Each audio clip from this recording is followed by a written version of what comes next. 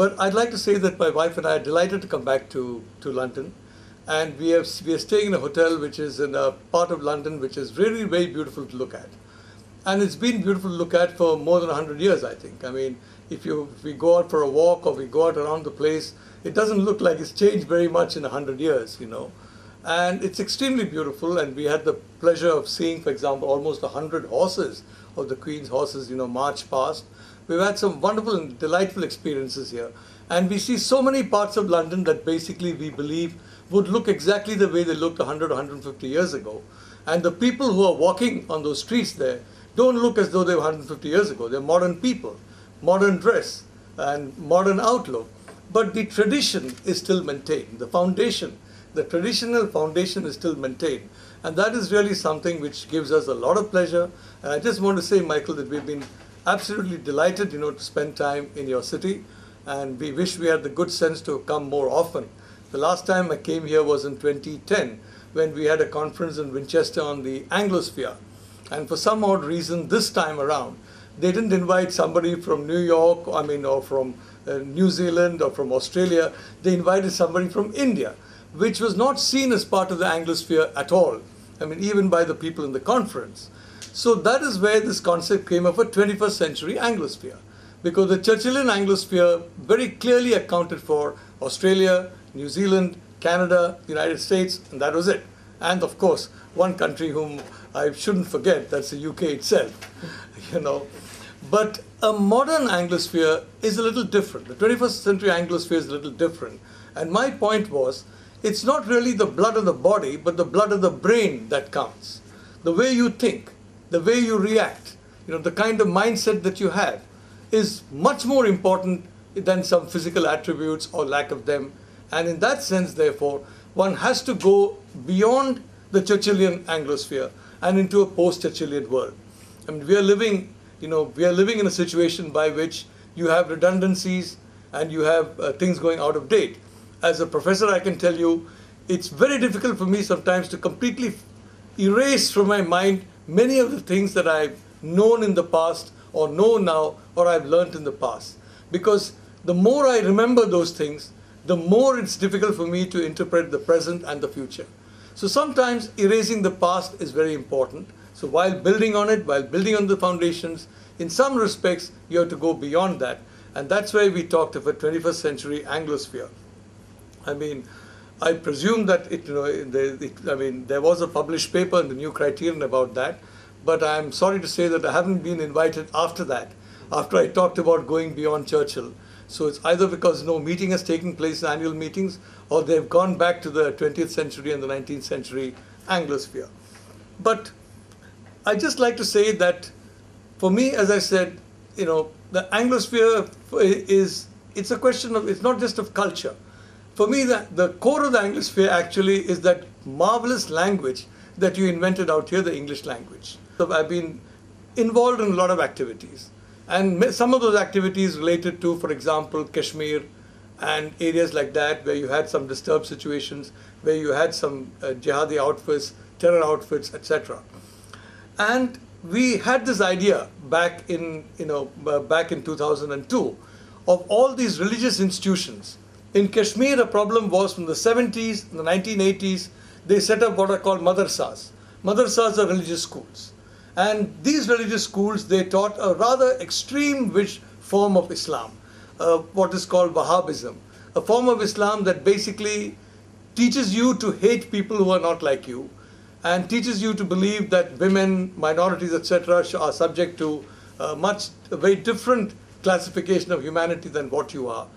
And they started about the middle of the 70s with the Sheikh Abdullah Indira Gandhi Accord. And by the time the mid-1980s had rolled by, you had thousands of graduates, in fact, tens of thousands of graduates of these religious schools. And they became the nucleus for the problems that we had in Kashmir around the end of the 1980s.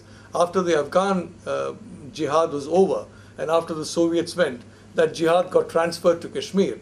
And we had a lot of problems in Kashmir. And the root of that were the people who were trained in these academies from around the mid-1970s onwards. In 2002, I mean, you know, I have a lot of ideas. Some of them are foolish. In fact, most of them are. But people are foolish enough sometimes to implement them.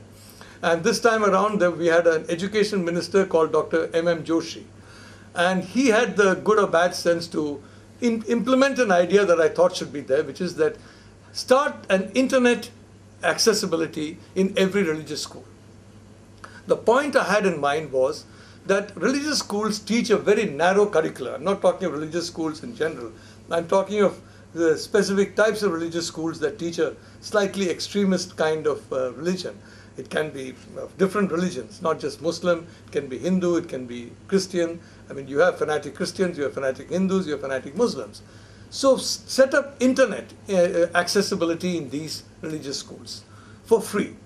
Set up a situation in which you can teach the English language, and you can teach the English language in these religious schools at government expense. About 30 or 40% of the madrasas started enrolling for this free internet program. I mean, anything that's free. I mean, I'm a journalist, and I think journalists are pretty well known for grabbing anything that's free. You know, I think some of us don't use anything that's not free. I mean, but the fact is that about 30% of madrasas signed on to that time. And now it's about 70% who are now got internet access. And not just one internet, but sometimes some of these madrasas, they got multiple banks of the internet. My reasoning was very simple. My reasoning was that you're given a very narrow curriculum in these institutions. If you have access to the internet, willy-nilly, you've got access to a much broader curriculum, a much broader range of ideas, of subjects, of points of view, and it could be helpful in a sense of getting a total picture if you access those different points of view.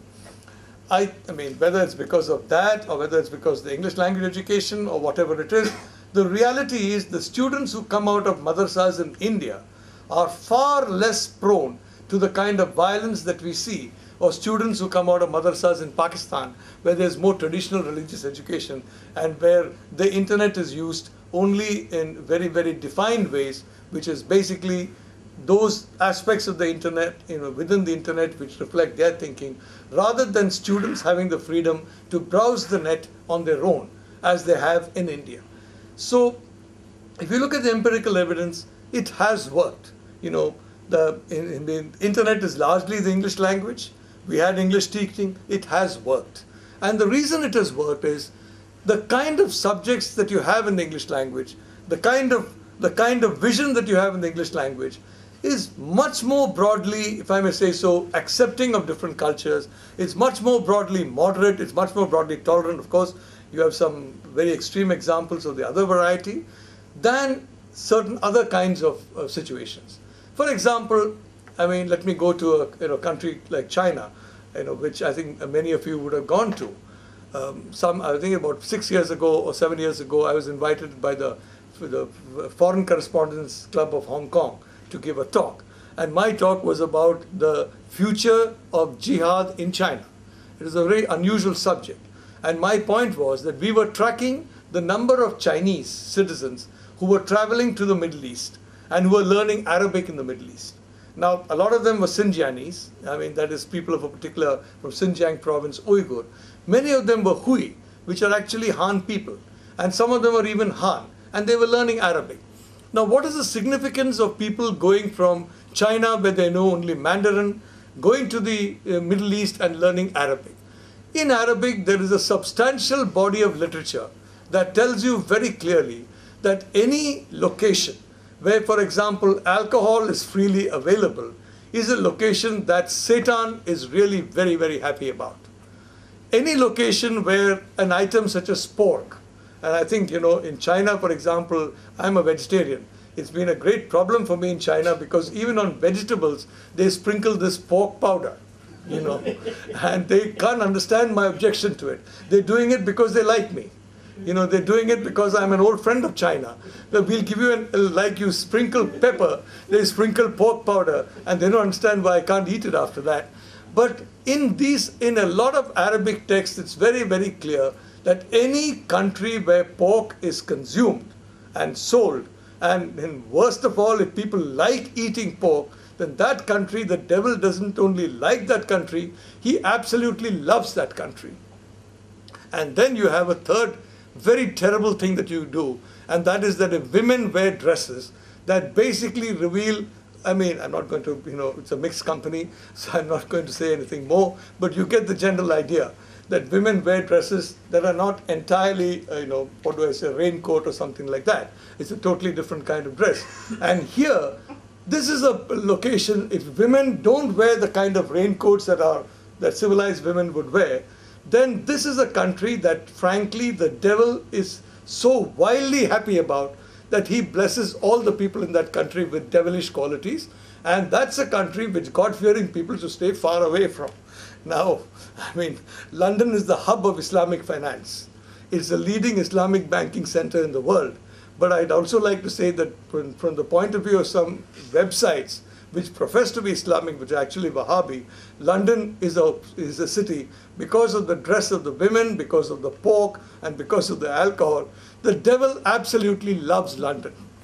Now, my point in my Hong Kong lecture was that, look, people are going to learn Arabic, they're going to read these things in Arabic, and they're going to come back and see a bit of pork in China, a bit of alcohol in China, fortunately not just a bit, but quite a bit of alcohol in China, and they're going to see women in all kinds of absolutely devilish dresses.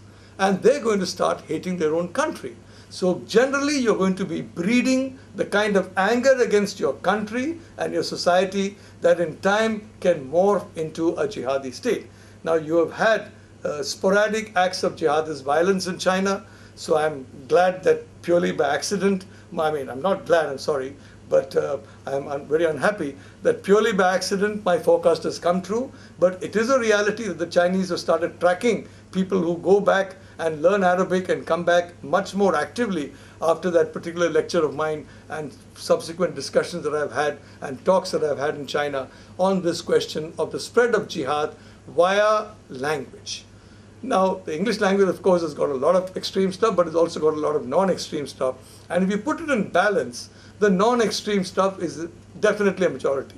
You're not going to find too many English websites that say alcohol is something, only devils will drink alcohol, and only devils will take pork, and only devils will not agree that a very full dress is essential for women. So what I'm saying is that for me, it's not a question of a culture. For me, it is a tactic against radicalism. It is a tactic, in a sense, an inoculation against the problem that we have, and that is an inoculation of a kind of extremist kind of thinking that you have. Now, we have in Syria, for example, I'm told several dozen citizens of the United Kingdom are fighting. Some of them speak only English, and all of them are fighting in a way which they believe is a jihad. So even the learning of English, or even exclusively knowing only English language, is certainly no antidote, no absolutely 100% foolproof antidote. But it is very significantly an antidote in a large number of cases. You have the exception. But if you, in the English language, this kind of extremism is the exception. In some other kinds of what do I say, in some cultural kind of situations like the Wahhabi situation, it becomes the norm rather than the exception. So, I mean, let's go back to another zone. I'm sorry, Michael, that I'm jumping from zone to zone. The reality is, it's a very confused kind of situation that we are facing in terms of our security, in terms of this battle. But the point I was making is that one of the big questions we have to ask today is the rise of China, yes, but there's also the rise of Islam. More than 1 billion people, a very fast-growing religion, a very, very dynamic religion, and an extremely dynamic people. But the question is, what is Islam? As I have read the Holy Quran, it talks about beneficence, it talks about compassion, it talks about being merciful. If you read the Wahhabi version, you will feel that the Almighty is ruthless, completely unforgiving, and very, very prone to punishing rather than forgiving. So it's a completely different vision of Islam that is presented by Wahhabi Islam and, frankly, by Khomeiniist Islam. After 1979, the Khomeini vision of Islam is very similar to the Wahhabi vision of Islam, which is a very unforgiving, very ruthless kind of Islam, which is completely divorced from the Islam of the Holy Quran.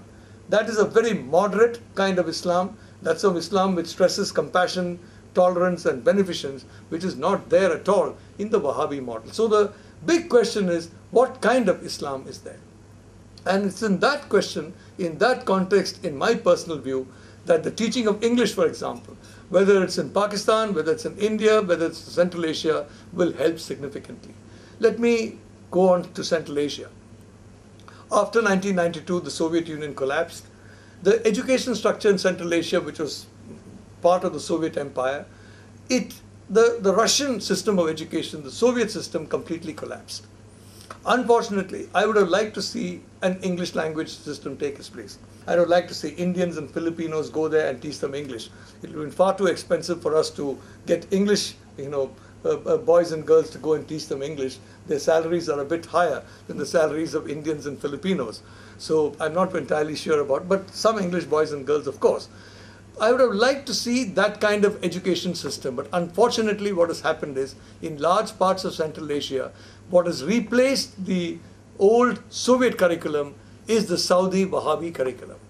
So you have a very extensive spread of the Saudi Wahhabi curriculum in Central Asia, with the result that people in Central Asia who are, let's say, in their 20s are much more prone to a kind of an extremist mindset than people who are in their 50s and 60s or even in their 40s. There's a clear fire break between people in their 20s, people in their late 20s, people in their early 20s, people in their teens, than people who are 40, 45 plus. And that, I think, is largely to be explained by the school curriculum. I'm saying this because I've always been stressing that school is where you catch the virus of jihadism and you exterminate it. It's not through guns, it's not through tanks, it's not through aircraft. You do that, that doesn't exterminate it. You do it through schools, you do it through curricula, and you do it through modernizing education. And I'm really sorry to see that the United States, the European Union, and all these NATO countries have spent trillions of dollars fighting wars, and they're not able to spend even hundreds of millions of dollars in creating a network of schools and other institutions where people are hungry for English education. In my own country, in India, people have been hungry for English education for a very, very long time. Unfortunately, in states such as Bengal and Kerala, two of the most advanced states in India 50 years ago, Bengal and Kerala, intellectually highly advanced. The people who ran these states actually were people who had been educated in the West. They loved the West. They had the Western mannerisms. They understood the West perfectly. But they came back and said, this is different from us. These people are not our people. They had a mindset that put themselves apart from the rest of the people they were dealing with. And they thought that the English language was something alien and therefore we should not teach it.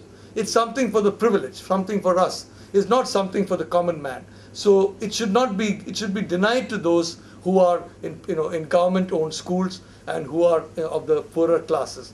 With the result that today Bengal is now one of the most backward states in terms of educational attainments. The old Bengal is now much more backward than it used to be. States such as Kerala, states such as Karnataka, states such as Maharashtra, we had Bombay, where English education was relatively stronger, where there was much more of an emphasis on teaching English. These states came up much faster than the states that decided to do away with English. I'm happy to say that post 1992, post 1993, and definitely these days, every state in the Indian Union understands the importance of English. Every state has made English more or less compulsory, including in secondary education and in some states in primary education. In Gujarat, for example, they have tried very hard to ensure that the English language is spread across the entire state of Gujarat. In my state of Kerala, the same effort is being made to ensure that everybody in Kerala speaks English. With these school programs in way, and if the computers in my university are correct, by about 2027, we are going to have roughly about 500 million people in India. At latest by 2027, we are going to have roughly 500 million people in India who speak fairly reasonable English, and another 300 million people who speak some kind of English. That's 800 million people who speak some form of English. Now, I'd like to say at this point that one of the problems that we Indians have when we visit the UK is that we find so few people speak English here. But when I took over the Times of India, the first thing I did was throw the style book away. We had a style book in the Times of India which was about 150 and odd years ago. The Times of India was started about 170 years ago. And when the owners had the misfortune to entrust me with the paper, I just threw it away. I said, look, we are an Indian paper read by Indians. We are going to adopt the language, the English language that is spoken in this country, and that's not even spoken in London, but spoken in some very country homes, and the old BBC, not the new BBC, but the old BBC. That the Times of India was very rigorous about the style book, very clear on English grammar, pronunciation, diction. I don't think anybody in England, they've left that claptrap far behind, but the Times of India continued with it. I just threw it away. I sat down on the desk. We have a huge desk of sub-editors and chief sub-editors and all that. I sat down I said, have you guys seen this? I said, yes. They all said, yes. This is where it goes. I tossed it into the wastepaper basket. And I said, from now on, Indian words are going to come into the paper. Indian expressions are going to come into the paper. And we are going to use the kind of English that people speak, because this is a paper read, unfortunately, not very extensively in London, but very extensively in Bombay, Delhi and all that. And I'd like to think, Michael, that decision was very helpful in ensuring that the Times of India circulation started zooming. So for many years now, it's been the largest circulated English language newspaper in the world. For several years now, the Times of India is the largest circulated English language newspaper in the world. And I think part of the reason is it came closer to the way the language is spoken in India. And I think that's part of the glory of the English language, that you can't really have a patent. Like the French, for example, are very particular about what kind of French you speak. Fortunately, the English don't seem to be very particular about what kind of English is spoken, at least outside the UK. I'm not sure what happens to sociology inside this country, but outside the country, they don't really seem to mind very much, unlike the French. So the point I'm trying to stress is that it's been an amazing instrument of self-betterment. It's been an amazing instrument of getting access to a kind of information systems across the world. It's been an amazing instrument of understanding different cultures, because there's so much information out there, and the internet has combined with the spread of the English language to give us this double, this double, force multiplication. What we say is, you multiply force multiplication. This double force multiplier of the English language plus the internet has been extremely helpful to us, frankly, and our younger people to compete in the globalized world. Today, I hate to go on like this about pop culture and society and all that, but the internet world started very actively in the 90s. In the 1980s, we started cable television in India. Now, the reason why it was so late was because in India, we had policymakers who felt that Indians should not really be exposed to television. It's too modern a gadget for Indians. The current president of India, Mr. Pranab Mukherjee said, nothing doing, only black and white television. We Indians do not want color. And that was Mr. Mukherjee. And that remained for a very long time. Fortunately, you had a man called Rajiv Gandhi, and he had the good fortune to have decided to be born the son of the Prime Minister of the country, and he forced his mother to do away with Pranab Mukherjee's advice and got color television in. After that, we got all these cable television and all these situation comedies from the UK, from the US, etc. Now, till that time, people in India had some terrifying visions of Western people. They are absolutely horrible people. It's like the same vision that you have in certain websites about people who take pork and alcohol and who dress in a particular way. We had that same kind of vision about Western people. But once we saw them on cable television, once we saw them in their homes, in their workplaces, in their shops, once we saw them falling down, making idiots of themselves, or whatever it is, that feeling of distance completely vanished. And a feeling of empathy was created, so that that kind of colonial complex, if I may say so, that reflects, that makes you want to, have a problem with people, in the West, etc., or from our former colonial rulers, so to speak, that dissolved largely because of the impact of cable television, the impact. See, the popular, what we call popular culture, what we call popular, these are very, very important actually in conditioning our social values and in influencing our social values. I'm sorry to say that most of us in academics, we don't regard these subjects as serious enough. The result is we don't give them serious attention. And we give a multiplicity of factors to explain situations. But we ignore certain factors which are there staring us in the face because we believe they're not really academic enough for us to talk about.